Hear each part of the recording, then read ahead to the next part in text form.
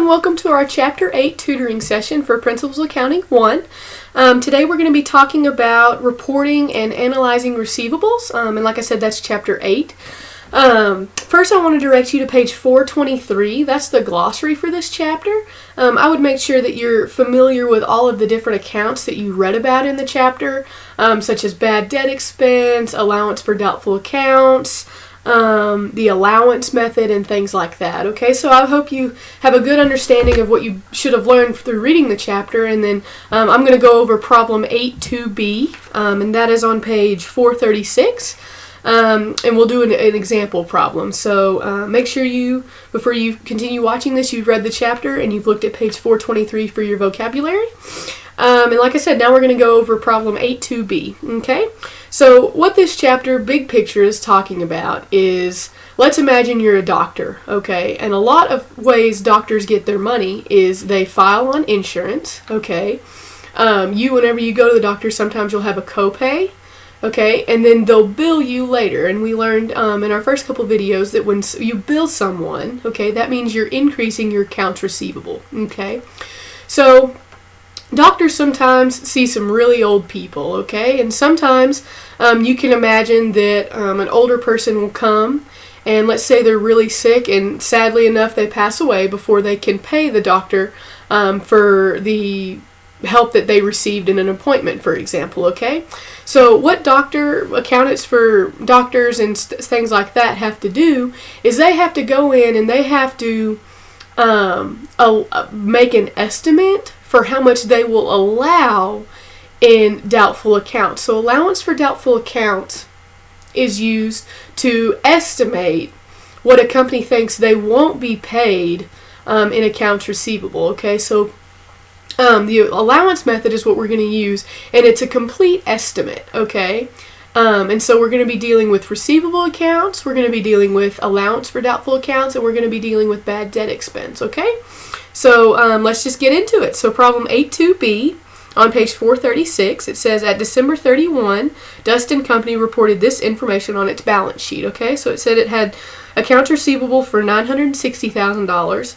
It says less allowance for doubtful accounts, okay? So what they're saying is, okay, they have $960,000 of accounts receivable, okay? So if everybody paid and was able to pay what they owe Dust & Company, okay, they should get $960,000, okay?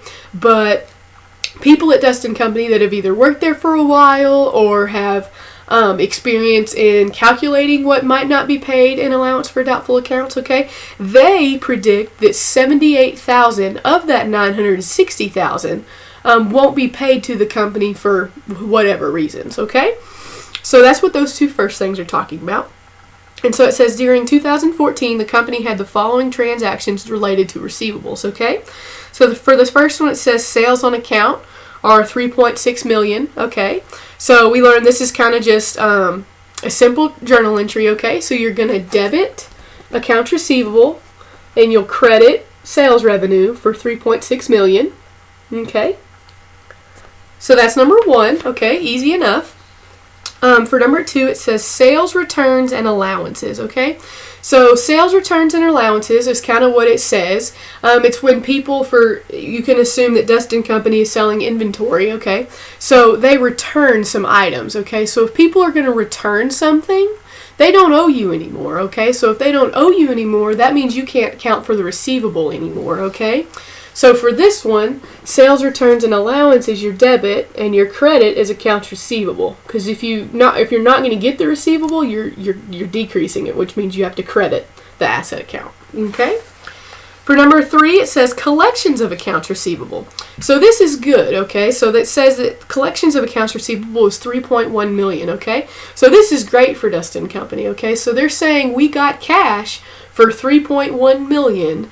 Of our $3.6 million that we have total in accounts receivable, okay? So if they're getting paid cash, you will debit cash for $3.1 million, and then because you're getting paid, you credit accounts receivable because it's no longer an IOU because you have the cash for it, okay? So number four, it says write-offs of accounts receivable deemed uncollectible. Okay, so what happens is we already discussed allowance for doubtful accounts. Okay, so that's the account that a company will estimate what they think they won't get paid. Okay, so Dustin Company has gone through and looked, and I think if you read some of your chapter, there's different ways that companies can do this. Okay, but they went through and they thought, okay, we kind of underestimated, okay, our $78,000 from the beginning. Okay, so they're going to go through and say, we don't think we're going to get paid another $92,000. Okay, so this is kind of a sad deal for Dustin Company. Okay, so what they're doing is they're putting a higher balance in allowance for doubtful accounts. Okay, and then they're writing off accounts receivable. Writing off accounts receivable means taking it out. Okay, because accounts receivable is an asset and it's increasing what you're kind of worth. Okay, what you own. Okay, and you don't own it anymore if you're writing off the account. Okay, so for 4. You're debiting allowance for doubtful accounts for your $92,000, and then you're going to credit accounts receivable. Okay?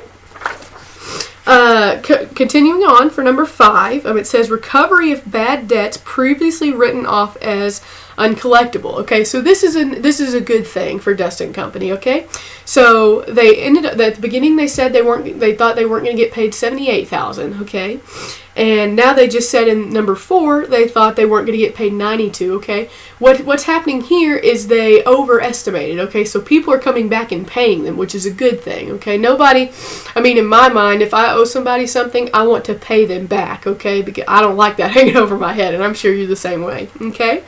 So for number 5, there are kind of 2 steps for this, okay?